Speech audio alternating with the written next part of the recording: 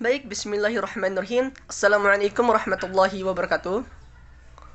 Perkenalkan, saya Aidil Wahyudi, NIM 1810602001. Di sini saya akan menjawab pertanyaan-pertanyaan yang diajukan kepada saya dari Bu Hilda dengan materi ayat ekonomi. Pertanyaan pertama ialah, jelaskan ayat Al-Quran tujuan penciptaan hidup manusia sesuai Al-Quran. Jelaskan menurut syariah dan contohnya dalam sehari-hari. Adapun tujuan kita manusia diciptakan ialah agar manusia itu dapat menyembah Allah Subhanahu wa taala sebagai pencipta mereka. Hal tersebut telah dijelaskan dalam firman Allah Subhanahu wa taala dalam surat Az-Zariyat yang berbunyi, Bismillahirrahmanirrahim.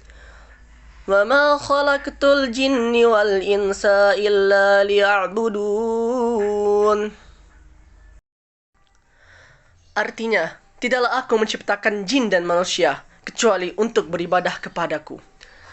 Maksud penjelasan dari ayat tersebut bahwasanya, di dalam surat Az-Zariyat ayat 56, Allah menciptakan manusia dan jin itu semata-mata hanya untuk menyembah dan beribadah kepada Allah Subhanahu wa taala. Adapun contoh dalam kehidupan sehari-hari ialah sholat 5 waktu, puasa, zikir dan hal baik yang dicintai oleh Allah Subhanahu wa taala. Pertanyaan kedua, jelaskan ayat Al-Quran tentang akuntansi dalam Islam dan penjabarannya dengan contoh. Adapun ayat Al-Quran yang berbicara tentang muamalah, terutama masalah akuntansi, terdapat dalam Quran surat Al-Baqarah ayat 282 yang berbunyi, Bismillahirrahmanirrahim. Ya ayyuhallazina amanu tadayantum bidainin ila ajalin musamman faktubuh wal yaktub bainakum katibun bil adli wa la ya'ba katibun ay yaktuba kama 'allamahu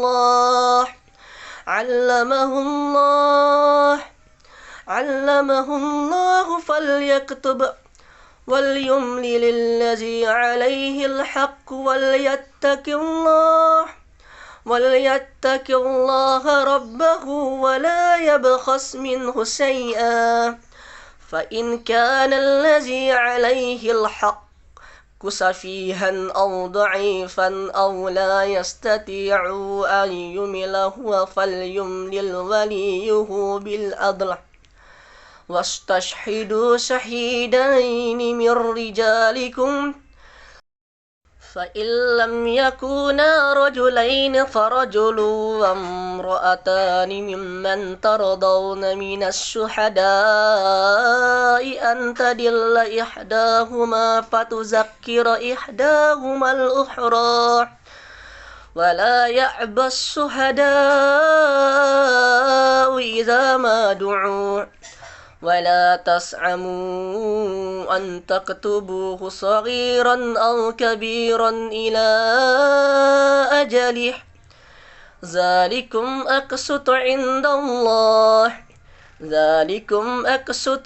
الله وأقوم للشهادة وأدنى ألا ترتابوا إلا أن تكون تجارة هادرة تديرونها بينكم فليس عليكم جناح ألا تكتبوها وأشهدوا إذا تبايعتم ولا يضار كاتب ولا شهيد وإن تفعلوا فإنه فسوق بكم واتقوا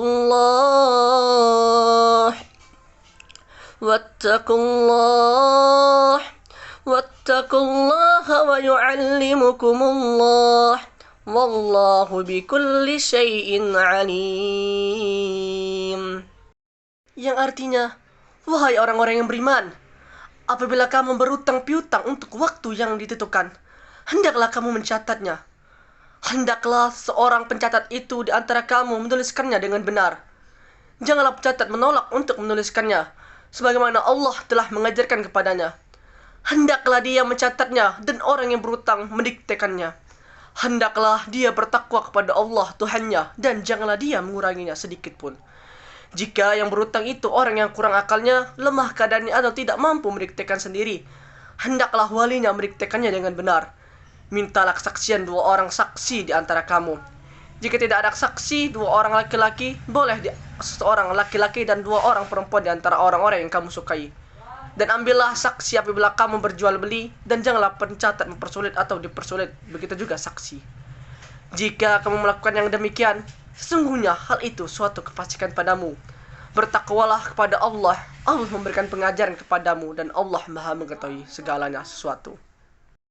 Adapun contoh penerapan akuntansi syariah. Dalam penerapan akuntansi yang diterapkan dan mudah dipahami oleh masyarakat adalah perbankan syariah. Transaksi pada perbankan syariah sudah memenuhi standar akuntansi syariah.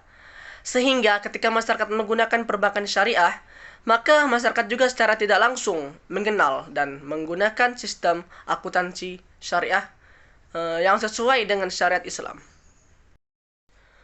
Pertanyaan yang ketiga, jelaskan ayat Al-Quran tentang zakat, apa pengertian zakat dan berapa jenis yang berhak menjadi penerima zakat. Jelaskan dan contohnya. Adapun ayat Al-Quran tentang zakat itu dalam surat Al-Baqarah ayat 267 yang berbunyi, Bismillahirrahmanirrahim. Ya ayyuhalladzina amanu anfiqu min tayyibati ma kasabatum ومما أخرجنا لكم من الأرض ولا تيمموا الخبيث منه تنفقون ولستم بآخذيه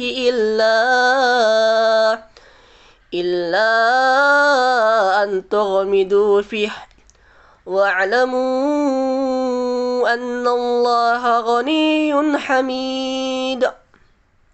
Artinya, wahai orang-orang yang beriman, infakkanlah sebagian dari hasil usahamu yang baik-baik dan sebagian dari apa yang kami keluarkan dari bumi untukmu. Dan janganlah kamu memilih yang buruk untuk kamu infakkan, padahal kamu tidak mau mengambilnya kecuali dengan memicingkan mata atau enggan terhadapnya. Ketahuilah bahwa Allah Maha Kaya lagi Maha Terpuji. Adapun pengertian zakat, zakat adalah harta wajib yang dikeluarkan oleh seorang muslim atau badan usaha yang memiliki orang Islam untuk diberikan kepada yang berhak menerima sesuai dengan syariat Islam. Adapun jenis zakat yaitu ada 2, zakat fitrah dan zakat mal. Zakat fitrah itu terbagi menjadi zakat emas dan perak, zakat binatang, ternak, dan zakat perdagangan. Adapun orang yang berhak menjadi pemberi zakat ialah muzaki. Muzaki ini ialah orang yang dikenai wajib zakat karena telah mencapai nisab dan haul. Adapun orang yang berhak menjadi penerima zakat itu ialah terdapat dalam surat Al-Taubah ayat 60 yang berbunyi, Bismillahirrahmanirrahim. Innamas sadaqatu lil fuqara'i wal masakin wal 'amilina 'alaiha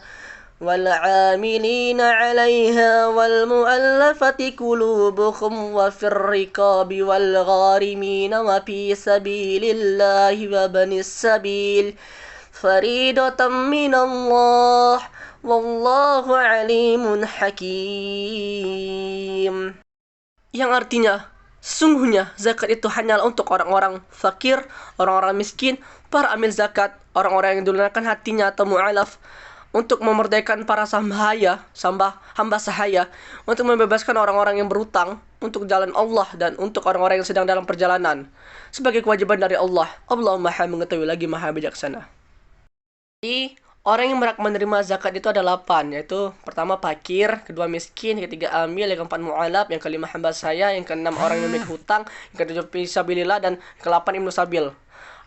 Adapun contoh zakat yaitu zakat emas dan perak yang perhitungannya sebesar 2,5% dari nilai emas tersebut. Sebagai contoh, seorang memiliki emas sebesar 100 gram dan harga emas itu 1 gramnya yaitu Rp50.000. Maka zakat yang harus dibayarkan oleh orang itu 100 gramnya yaitu 100 gram dikali 50.000 dikali 2,5%, yaitu harganya jadi 125.000. Yang keempat, jelaskan ayat Al-Quran tentang etika berdagang yang tidak menggunakan hal-hal yang tidak diperbolehkan dalam bermuamalah, yaitu riba dan sebagainya. Berikan juga contohnya. Adapun ayatnya yaitu Quran Surat Al-Baqarah ayat 278 yang berbunyi, Bismillahirrahmanirrahim. Ya ayyuhallazina amanu attaqullah wa zaru ma baqiya minar riba وَذَرُوا مَا بَقِيَ مِنَ الرِّبَا إِن كُنتُم مُّؤْمِنِينَ. Yang artinya, wahai orang-orang yang beriman, bertakwalah kepada Allah dan tinggalkanlah sisa-sisa riba yang belum dipungut jika kamu orang yang mukmin.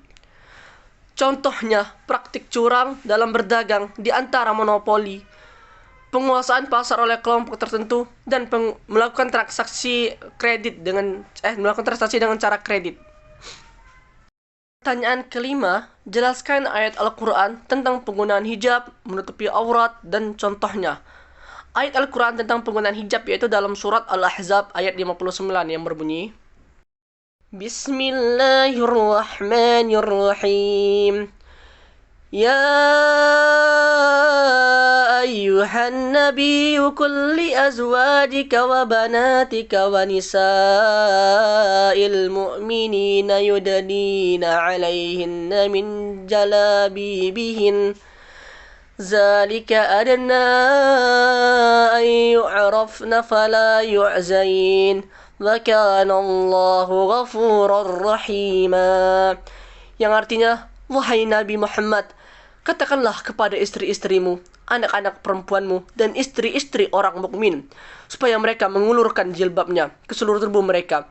Yang demikian itu agar mereka lebih mudah untuk dikenali, sehingga mereka tidak diganggu. Allah Maha Pengampun lagi Maha Penyayang. Adapun ayat tentang menutupi aurat itu ada dalam surat An-Nur ayat 31 yang berbunyi, Bismillahirrahmanirrahim. Wa kullul mu'minati yaghdudna min absarihinna wa yahfazna furujahunna wa la yubdina zinatahun إلا ما ظهر منها وليضربن بخمرهن على جيوبهن ولا يبدين زينتهن إلا لبعولتهن أو آبائهن أو بعولتهن أو أبنائهن أو أبناء بعولتهن أو إخوانهن أو بني إخوانهن أو بني أخواتهن أو نسائهن أو ما ملكت أيمانهن أو التابعين غير أولي الإربة من الرجال أو الطفل الذين لم يظهروا على عورات النساء ولا يضربن بأرجلهن ليعلم ما يخفين من زينتهن وتوبوا إلى الله جميعا أيها المؤمنون لعلكم تفلحون. Yang artinya, katakanlah kepada para perempuan yang beriman, hendaklah mereka menjaga pandangannya, memelihara kemaluannya, dan jangan menampakkan perhiasannya bagian tubuhnya, kecuali yang biasa terlihat. Hendaklah mereka menutupkan kain kerudung ke dadanya.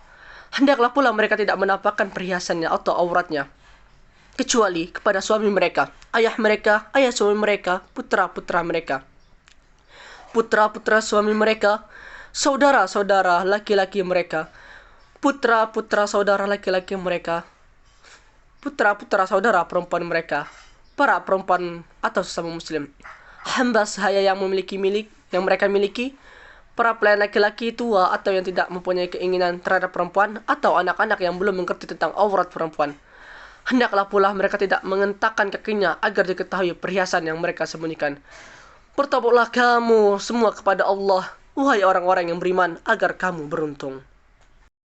Contohnya, pada saat perempuan keluar rumah, hendaklah berpakaian yang tertutup atau menutup aurat dengan memakai jilbab dan memakai pakaian yang sopan, serta memakai kaos kaki saat berpergian keluar rumah bagi perempuan.